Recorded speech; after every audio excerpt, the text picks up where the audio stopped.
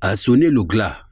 Un glas entendu par ces curieux venus voir, et même parfois de très près, le Maccabée allongé sur la voie publique. C'est à la pénétrante est de la ville de Douala, au lieu dit Kranchel. Pour la victime, la mort a été un soulagement, une délivrance. Ces bourreaux revanchards lui ont fait souffrir le martyre pour lui ôter la vie. Ils n'ont pas lésiné sur les moyens pour le conduire indignement et dans la douleur ad patres. Lapidé, frappé durement, les vestiges de l'acharnement sont encore visibles. Sans pudeur, son corps est exposé sur la voie publique. Heureusement, il y en a qui ont encore la notion élémentaire de la dignité humaine, en prenant le soin de recouvrir le corps dénudé et surtout en donnant un coup de main à la police pour le mettre comme un filet de patates à la malle arrière d'un taxi. Pour les populations de ces quartiers environnants, réputés être le gîte du grand banditisme dans la capitale économique, l'acte posé ce 25 février vise à passer un message. Tout supposé bandit pris en flagrant délit sera victime de la justice populaire, donc subira le même sort. Si les populations en sont arrivées là, c'est parce que, selon elles, ces populations, ces derniers temps, elles ont vécu dans la frayeur du fait de la menace permanente d'un gang de braqueurs.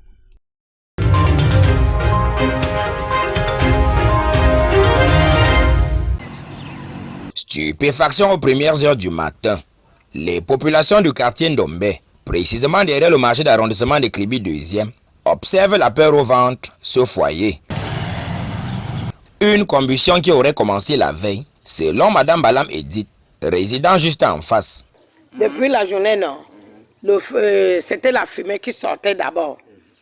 Bon, c'est dans la nuit que le feu, c'était d'abord commencé le petit feu. Après ça, ça donnait déjà un peu comme ça. Un peu. Moi, je croyais même qu'on va couper le courant. Mais comme j'ai vu, il y avait l'énergie partout. Bon, jusqu'au matin, quand les enfants me disent qu'il y a le feu, il y a le feu. Plus ou moins conscient du danger, chacun a gardé les doigts croisés. Nous sommes conscients, mais on fait donc comment?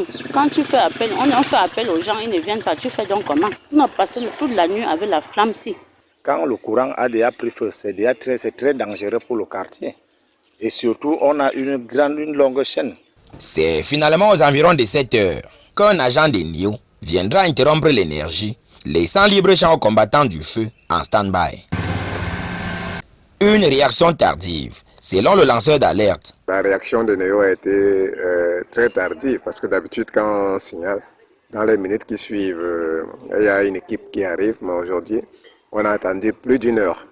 Et comme vous pouvez le constater, il y a une gare routière à côté, même les voitures qui sont venues de la brousse, qui déchargent souvent à cet endroit-là, ont dû replier. C'était la panique ici. Dans ce quartier à forte concentration, des incidents similaires sont légion. Les solutions apportées n'ont pas encore prouvé leur efficacité. C'est la 4e fois qu'on vient changer le transformateur. Ils sont d'abord venus avec les 3 petits. Maintenant, ils ont vu le gros.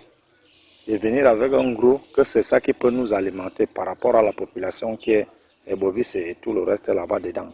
Une situation qui donne des insomnies aux plus exposés. Le transformateur est pratiquement sur ma cour, donc on a toujours peur, hein, on ne dort pratiquement plus chaque fois. Comme je vous le dis, le réflexe dès que je sors de chez moi, c'est de regarder le transformateur. Je ne sais vraiment pas comment on pourrait faire pour essayer un peu d'isoler ce transformateur. Vivement qu'une solution durable soit trouvée de ce côté afin d'éviter le pire.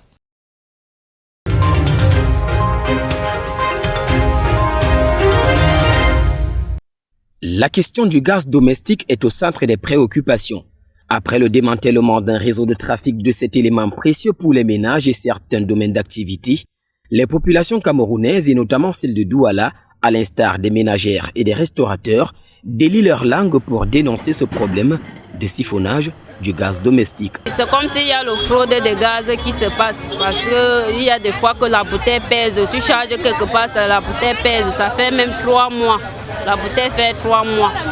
Tu charges ailleurs, tu changes l'endroit, tu peux charger, ça fait seulement 1 mois, ça finit.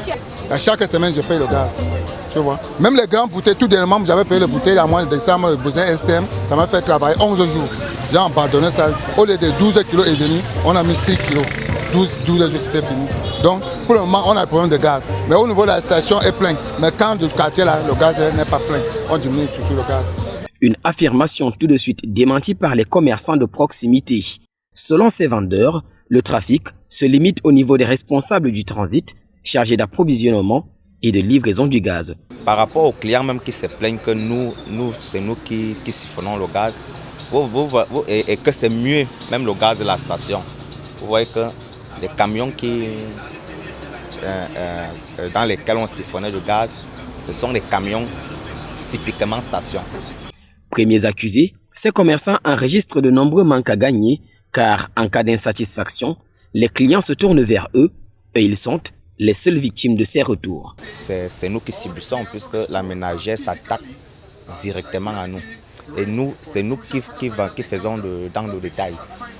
Donc, quand la ménagère n'est pas satisfaite, la ménagère s'attaque généralement chez les revendeurs comme nous. Donc, ça n'a pas d'impact généralement chez ceux qui nous livrent.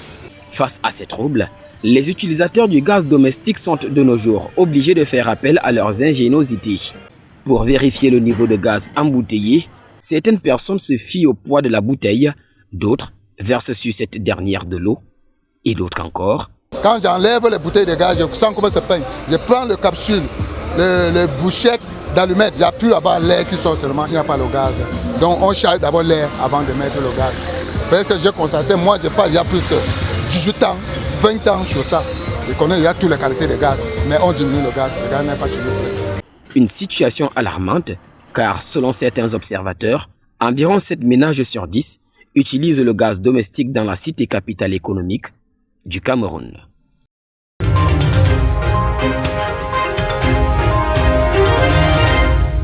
Promouvoir le multilinguisme pour l'inclusion dans l'éducation et la société. Le thème de la Journée internationale de la langue maternelle appelle à soutenir le multilinguisme et l'usage des langues maternelles à l'école et au quotidien. Le Cameroun, qui recense plus de 300 langues, expérimente l'apprentissage en Ewondo dès l'école primaire. Là où j'ai inscrit mes enfants à Notre-Dame de Lourdes à Soie, on leur apprend la langue maternelle là-bas. Bon, du moins là-bas c'est les Wondo. On leur apprend les Wondo. Bon, on leur demande aussi comment ils disent bonjour à leur langue maternelle. Donc ça veut dire qu'on peut parler la langue maternelle à l'école, même dans un bureau. Ça peut aider. C'est essentiel car quand 40% des habitants du monde n'ont pas accès à un enseignement dans la langue qu'ils comprennent le mieux, cela entrave leur apprentissage comme leur accès au patrimoine et aux expressions culturelles. Il est bon que la personne réserve son patois pour n'oublier pas son origine et sa culture. C'est un avantage. Ici, on peut dire aussi que la culture, c'est une richesse. Diversité culturelle, c'est une richesse. Une attention particulière est accordée à l'enseignement multilingue dès la petite enfance pour que leur langue maternelle soit toujours un atout pour les enfants. C'est un atout. La langue maternelle, c'est d'abord l'identité de la personne. Et c'est le repère aussi de la personne. On reconnaît la personne par sa langue maternelle. L'UNESCO estime que l'éducation fondée sur la première langue ou la langue maternelle doit commencer dès la petite enfance, car avec la protection, l'éducation de la petite enfance est le fondement de l'apprentissage.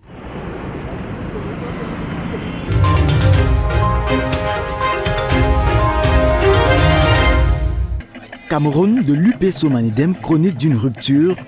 Nouvelle inédite du pays, l'amour assassin. Et Koumambela Bouélé par ses ouvrages règne voici plusieurs années dans l'esprit d'un lectorat élargi. Resté immortel par ses publications, voilà la volonté de cet Africain, une fois encore rendu manifeste par la parution de son 9e ouvrage intitulé « Hymnologie traditionnelle africaine en milieu chrétien » K. de Essewa Bosangui aux éditions Éclat Média. Ce livre de 108 pages a été présenté et dédicacé au soir du 24 février 2020 dans la mythique salle des fêtes d'Akwa à Douala. L'auteur offre ici un aperçu de son contenu.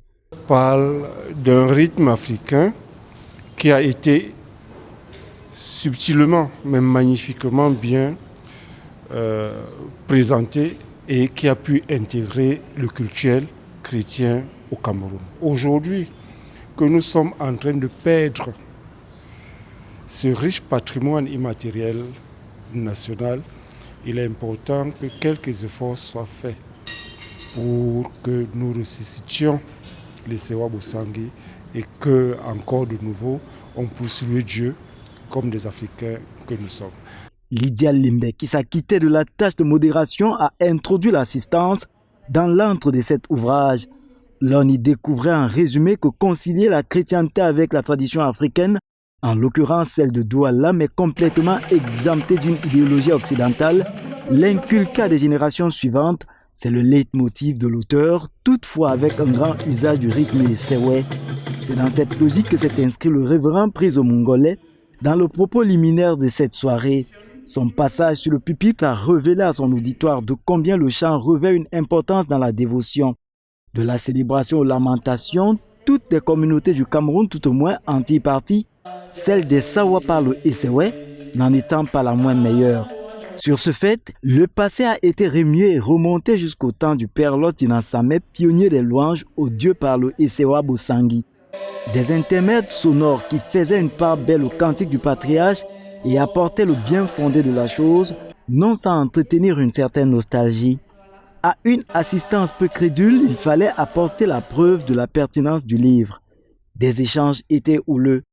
Le maire de la ville, Roger Mbassadine, par ailleurs, parrain de la cérémonie, a quant à lui loué ce travail qui concourt à promouvoir la culture sans laquelle le développement de la ville serait entravé. L'ouvrage, dont l'avant-propos porte la signature de Lucien Ebo Mokoko, était, au terme de la rencontre, dédicacé. Visiblement, les férus de la lecture languissaient déjà après ces pages.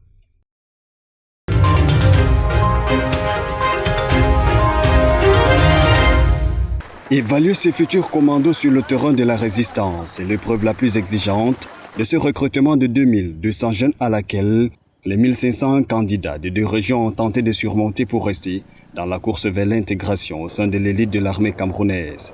Le destin s'écrit ici, à l'esplanade du stade de Japoma, dès l'aube, avec en prime l'hymne national pour honorer la patrie. La distance, elle va sur une vingtaine de kilomètres et les 20 kg sur les épaules imposent une certaine prédisposition. L'échauffement. Le bir donne le ton, les candidats suivent le rythme tout au long du trajet, avec toutes les difficultés qui vont avec. Le poids de la charge, essoufflement, épuisement, mais l'amour de défendre la patrie semble plus grand pour abandonner de sitôt. À moins de 2 heures, Ngoubene Ismaël, parti de son Mélon natal, sort du lot et décroche le premier numéro. J'ai combattu pour être premier. Je l'ai préparé pendant presque 1 mois. Oui. Et sur les zones montagneuses, oui. Très facile. Jusqu'à je n'ai même pas senti. Une image, celle de ce candidat de 18 ans qui écrase une lame en remportant de justesse le dernier maillot. Au-delà de tout, il va à l'abordage pour une question de fierté, celle de maman. Vraiment, je suis très fier. Je suis vraiment chanceux. Ça, c'est vraiment la chance. Comme je vous disais tout à l'heure, je dis toujours merci à ma maman. Elle m'a toujours encouragé. Le gouverneur de la région, représenté sur les lieux, salue la performance. Je voudrais ici saluer la bonne organisation de ce recrutement. Sous les yeux admiratifs des récalés, non sans être déçus, les 150 retenus du sud-ouest et les 300 du littoral repartent sur du bon pied. Cette fois, la compétition se joue sur 10 km, mais sans charge. Et la touche finale attendue, la marche poteau. C'est à pas de course que ces jeunes candidats ont bravé donc les 20 km avec sur leurs épaules 20 kg pour se retrouver ici à l'esplanade du stade de Japoma pour décrocher les 300 maillots mis en jeu pour le compte de la région du littoral et 150 pour le compte de la région du sud-ouest. Douala constitue donc la 7e région administrative visitée par ces éléments du bataillon d'intervention rapide pour cette opération de recrutement de 2200 jeunes commandos au compte du Bir. L'étape suivante, c'est Bafoussam, dans la région de l'Ouest, où tous les candidats se donnent rendez-vous de ce côté-là avec ceux de la région du Nord-Ouest. De l'esplanade du stade de Japoma, Constantin Nodomki, Ngoura Abdul Kadir pour DBS Télévision.